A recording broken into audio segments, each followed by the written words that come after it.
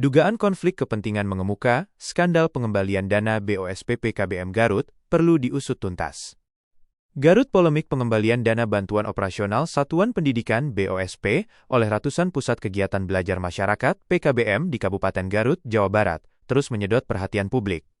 Dugaan konflik kepentingan di internal Dinas Pendidikan Garut turut mengemuka setelah dua pejabat di instansi tersebut diketahui memiliki afiliasi langsung dengan sejumlah lembaga penerima bantuan. Senin, tanggal 2 Juni tahun 2025.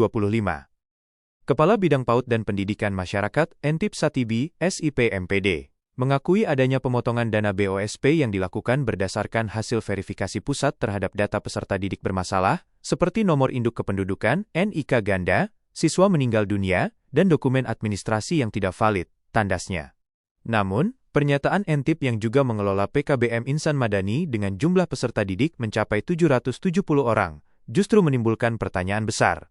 Sebagai pejabat yang memiliki wewenang dalam proses pengawasan dan validasi data, keterlibatan langsung dalam pengelolaan lembaga penerima BOSP dinilai sebagai bentuk konflik kepentingan yang serius.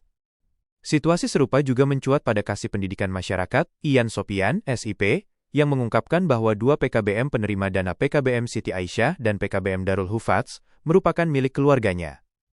Dari total 314 PKBM yang terdaftar di Garut, sebanyak 132 lembaga disebut terkena pemotongan dana dengan total nilai hampir 5 miliar rupiah. Dan pengembalian ke kas negara, termasuk PKBM milik Entip sendiri, disebut mengalami pemotongan sekitar 300 juta rupiah, pungkasnya.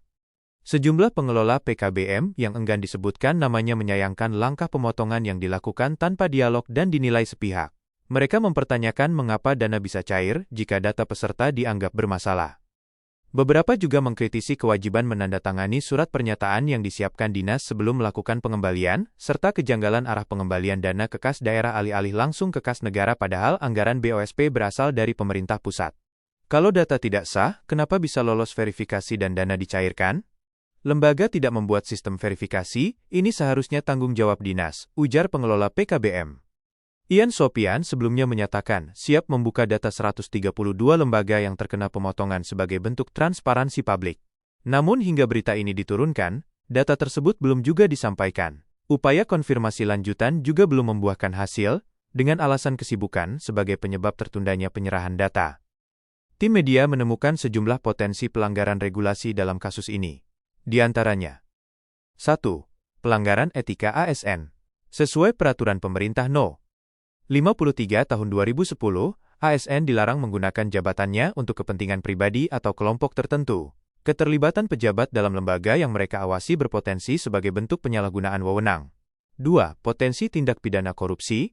Jika terbukti ada rekayasa data atau penyalahgunaan kewenangan untuk mengakses dana negara, maka dapat dijerat pasal 3 UU No. 31 Tahun 1999 Jo. UU No. 20 Tahun 2001 tentang pemberantasan tindak pidana korupsi. 3. Pelanggaran teknis BOSP. Berdasarkan Permendikbudristek No. 63 Tahun 2022, dana hanya dapat dicairkan apabila data peserta didik sudah dinyatakan valid dalam sistem Dapodik. Jika kemudian dibatalkan, maka harus ditelusuri siapa yang bertanggung jawab dalam proses validasi awal. 4. Kelemahan tata kelola pendidikan nonformal. Permendikbud No. 81 Tahun 2013 menekankan pentingnya akuntabilitas dalam penyelenggaraan PKBM. Minimnya dokumen sah dan lemahnya pengawasan membuka peluang praktek-praktek curang. Merespons situasi ini, sejumlah pihak menyerukan perlunya audit menyeluruh oleh Badan Pemeriksa Keuangan (BPK), Inspektorat Jenderal Kemendikbudristek, Komisi ASN, hingga Komisi Pemberantasan Korupsi (KPK). Audit forensik terhadap lembaga-lembaga yang memiliki afiliasi dengan pejabat aktif dinilai penting untuk memastikan tidak terjadi penyalahgunaan dana publik dan konflik kepentingan. Pengembalian dana secara sepihak, tanpa dasar hukum yang jelas, dinilai melanggar prinsip-prinsip tata kelola keuangan negara. Jika ditemukan pelanggaran, sanksi tidak hanya harus dijatuhkan kepada lembaga penerima, tetapi juga kepada pejabat yang terbukti menyalahgunakan jabatan dan kewenangan. PKBM hadir sebagai solusi pendidikan bagi masyarakat yang tidak mengakses jalur formal. Ketika lembaga ini justru dimanfaatkan oleh pejabat untuk kepentingan pribadi, maka negara telah gagal menjamin hak pendidikan warganya.